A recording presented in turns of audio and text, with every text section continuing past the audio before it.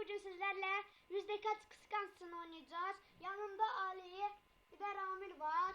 Ben de Sebu. Şimdi dostlar yüzde kaç kıskançsına başlayalım. Birinci soruna başlıyoruz.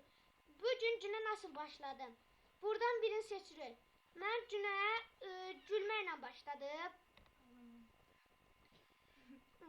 Market, şimdi dostlar bu tür istediği yazılıb ki market kassasında sırada bekliyorsunuz ve sepeti dolu. Başka biri müşteri acelesi olduğu için sıranı istedi. Sen de verdin ama sıranın verdiği kişi marketten 11. müşteri olduğu için araba kazandı. Tepkin ne olurdu? Buradan aşağı geliyor. Burada yazılır ki, burada yazılır. Ödülü onun kısmetmiş diye tebrik ederim. Sırada aslında ben olduğumu kartımı çalış arabaya bırakırım. Sinirliyim ama çıkartmam. Ben sinirliyim ama çaktırmamı basarım. Sonra dostlar burada gelir. Arkadaşın senden aldığı borç parayı bingo bileti satın aldı ve 50.000 lira ikramiye kazandı. Ne yaparsın? Buradan aşağı geliyor dostlar. Şans onun şansı. Ben verdiğim borcu geri alırım. Ben bunu basacağım. Kalanlar aşağıdakini de okuyacağım. Verdiğim borç para emrisiyle geri isterim. Paranında pay isterim. Borç para bingo biletiyle vermesine bozulurum. Bir kıyak yapmasını isterim. Arkadaşlar, bu da merhaba arkadaşlar, hoş geldiniz. Salam dostlar, necəsiniz?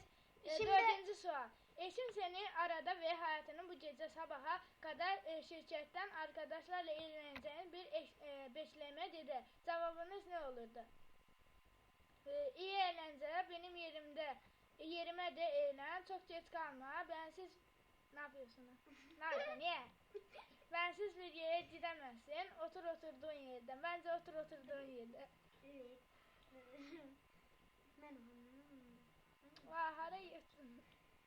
Ne dedin sözüne eski sevgilinin oturup bir şeyler çıktı. Cevabın ancak yüzünü hangi şekil alır? Benim yüzüm böyle alınır.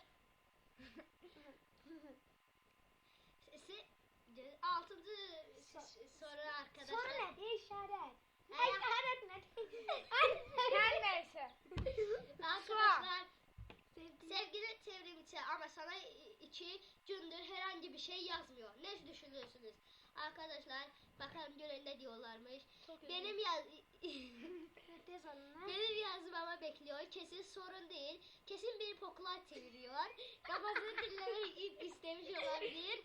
İşte güçten vakit bulamamıştır. Kesin bir kokuyor. Yazana kadar beklerim. Cevap vermezse pişman ederim.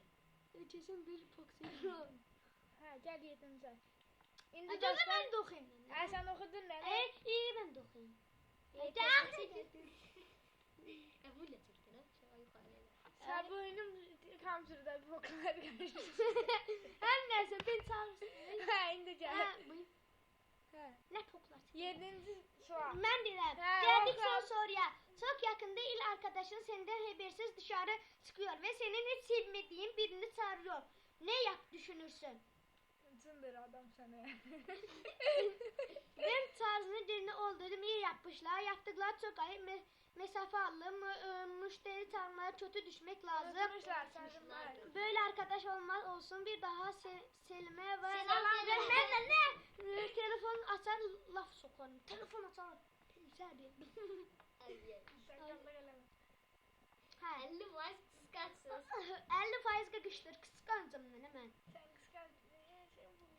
Sonra dostlar bir tane de oyun oynayalım bana. Nagara. Oynayak. Ben adına klasik Bir dakika Sabuhi. Bunu buraya çekeyim. Ne bir Ya dakika? bir dakika. Anne bir dakika.